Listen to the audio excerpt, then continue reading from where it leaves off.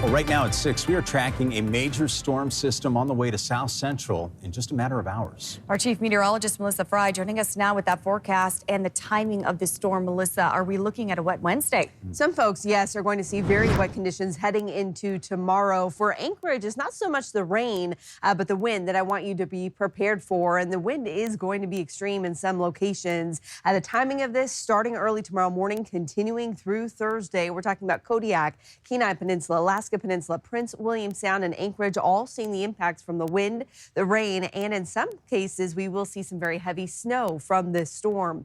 Warnings are now in effect for Kodiak starting 4 o'clock tomorrow morning, continuing into the afternoon.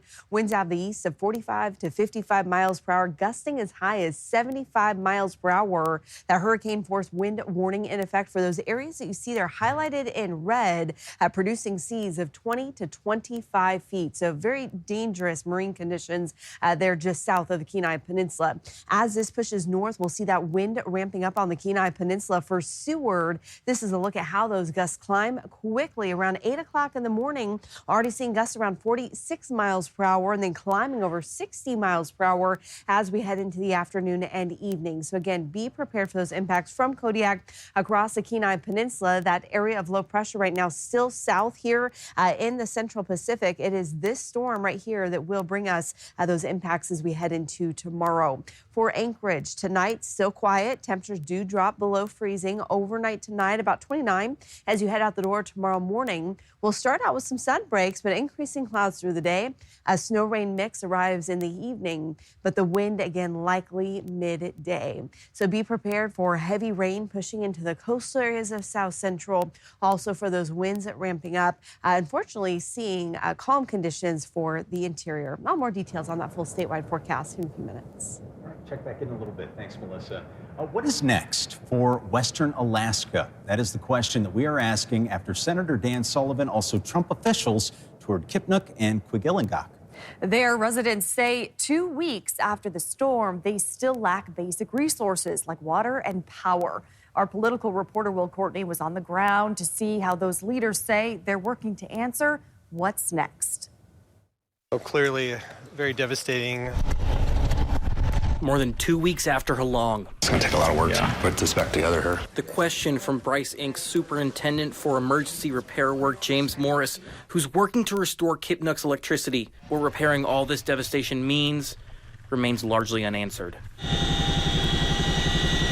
This weekend, Senator Dan Sullivan and members of the Trump administration arrived with promises. These are the guys with the big money, and they're here to try to help. In Kipnuk and Kwigillingok, Sullivan and federal officials assess the damage that speaks for itself.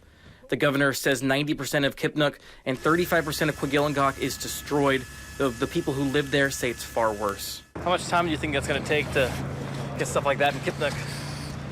Long time. Yeah. But again, you know, we can move. Yeah. The whole point is to get these guys here to get the money, and I think it's, right. You know, I think the other thing that's really important is for the federal officials to see the resiliency. I mean, like that last stop. Yeah. Everybody's working hard. Yeah. Right? A long time, but on this day, no specific timeline. Another proposal, creating a Western Alaska emergency response hub. That comes from the president of the Association of Village Council Presidents, Vivian Corthius. Right now, no answers on that.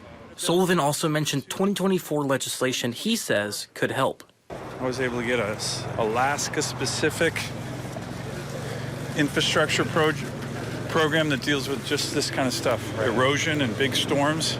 But while political leaders talk about long-term solutions, those who live in these communities say they face immediate crisis. What still needs to be done? We need water and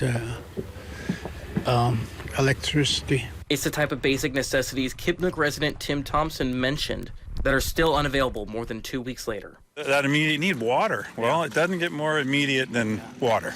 And even when you don't have water, you're kind of screwed. Residents express anxiety about essential services. We were also wondering what the plan was to get the clinic up and running and the post office. This visit, which generated headlines, still has residents asking the same question. When will these promises translate into the comprehensive help these communities say they need. Will Courtney, Alaska's news source. And while federal officials work on the next steps in the recovery process, local leadership also making plans as to what folks in Kwigillingok want to see happen right now. And while in the village on Saturday, our team was present for meetings between Kwigillingok leadership and state and federal representatives who were on site to assess the damage. And in those interactions, we saw that some of the desires of community members were not the top priority for Senator Sullivan or federal officials who were there. Officials want to quickly repair the storm-damaged village, but state leadership is telling us and state leadership has expressed they want people to be able to return within a couple of weeks, November 10th. But many of the 425 people who live in Kwigillingok want something very different. All right, Augusta. All of the community efforts right now we're doing is for short-term purposes only. Long-term plan is to relocate to higher ground. The longer-term issues on relocation and things are going to be important discussions, but priorities most immediate right now, what would you say those are? What specifically do community members say they want to see? So reviewing that meeting, John, the school advocate we just heard from, Daryl John, said the community has already held some sort of vote saying they want to move their village 27 miles north to a location that's further inland and on higher ground. However, moving an entire village is a huge project, and we just heard state leadership talking about how long it would take.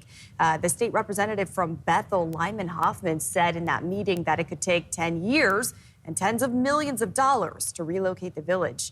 For example, he referenced efforts to move the residents of Utah across the Ninglek River to the newly established village of Matarvik. Tribal resilience advocate who was also at this meeting on Saturday, Lucy Martin, said this discussion is not new in Kwigillingok. Our past elders, our past leaders, they've been talking about relocation for a very long time. And for the past 3 years, it's been more urgent. And right now, we're finally being heard. Finally. And it took the typhoon for them to listen. Our investigative team continues following the rebuild and recovery efforts. If you've got a tip for us, just email us at 2investigates@ktuu.com. Well, clean water consumption, it's been top of mind on the West Coast, and the Alaska Department of Environmental Conservation says they're helping. On Facebook, the DEC says their health and drinking water programs are helping in places like Kwigillingok and Tununuk. They're working to restore water systems, assess flooded landfills, also clean up debris.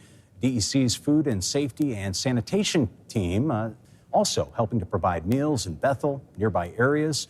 We're told. The group says that their pet care task force is also caring for more than 180 dogs, working to get them reunited with their owners. And evacuees from the Western storm being asked to fill out change of address forms to make sure that they are still receiving their mail. The U.S. Postal Service says that goes for all evacuees staying at an Anchorage shelter or with loved ones right now. All Kipnuk and Kwigillingok mail at the moment is being directed to a makeshift mail room at the Egan Center. That's where staff, including the postmasters for Kipnuk and Kwigillingok, are sorting through parcels. Mail can be picked up daily from 1 to 4 p.m. Mail is important, and I think especially to Alaskans it's important, right? You get a lot of life-saving medications. Maybe you're getting a check. Maybe you're getting something from family and friends. Mail is important, and I think, it does, as we mentioned earlier, it brings back that sense of normalcy. USPS says it's playing catch-up with mail right now. Today, they say they took in around 300 parcels at the Egan Center. Expectation is to be fully caught up by the end of the week. And nearly 2 weeks ago, KTUU Channel 2 partnered with the American Red Cross to help families recover from former Typhoon Halong. We've now helped raise more than $83,000. Thank you to all who have donated, and we are nearing our $100,000 goal. There is a QR code on your screen. If you'd like to help, you can scan that QR code or you can text Red Cross to 90999. Be sure to select Alaska Storms and Floods, and that donation will directly support Red Cross relief efforts in Alaska. An Anchorage grand jury has indicted a 30-year-old man accused of stabbing his mother to death. The Alaska Department of Law reports Deontay Gaskins was charged on 1 count of first-degree murder and 2 counts of second-degree murder earlier this month. Charging documents say the stabbing happened on October 17th in a North Star neighborhood apartment on Fiddlehead Place between A and C Street. Police say the victim suffered stabs to the head and neck. She was taken to the hospital where she succumbed to her injuries. And Gaskins' bail set at $300,000 he will have to wear an ankle monitor if released. Gaskins is scheduled to be arraigned tomorrow. And as Alaskans prepare to turn back their clocks 1 hour on Sunday, November 2nd, some people are hoping it's the state's last daylight savings time. Well, back in May, in an 18-2 vote, the state Senate was the latest legislative body to vote to end Alaska daylight savings.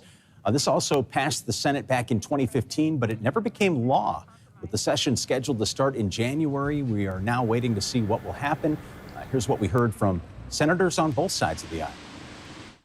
In the wintertime, we have darkness for much of Alaska for 3-4 months, and then in the summertime, of course, we have daylight all the time, and it just doesn't make a lot of sense to Alaskans to add an hour or subtract an hour here, during various periods in the summer or winter.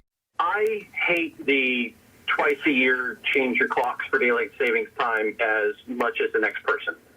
But the problem is that what this bill would do is it would not only end that, but it would also move us onto Washington time. And that bill would ask that we be 2 hours off of solar time permanently. We are now waiting to see if State House lawmakers schedule a vote on this bill. The legislature starts in January. And celebrating the 250th anniversary of the signing of the Declaration of Independence, we are continuing our We the People series. And this week, we've got whales, shrines, and losing time zones. And there's more than that, of course. Our Tracy Sinclair has the details. Well, this week in Alaska history, we actually have a number of events that many Alaskans will remember specifically. One of them is that whale rescue off of Point Barrow in 1988. An international event is what it turned out to be. We show you the original package as our crews were some of the first people on the scene to tell that story. We also talk about one of the 3 nuclear explosions that was set off at Amchitka Island down in the Aleutians. We talk about that. And in this week in Alaska history, the permanent fund, not the dividend, but the permanent fund was established. So you'll want to check this out. It was a fun discussion with Eric Soul and I, and you can find this on our free streaming platforms on Amazon Fire, Apple TV, and Roku. Thanks for listening. Click subscribe so you can get the latest podcast from Alaska's news source automatically. And stay up to date with breaking news and in-depth reporting available for free 24/7 with the Alaska's News Source app.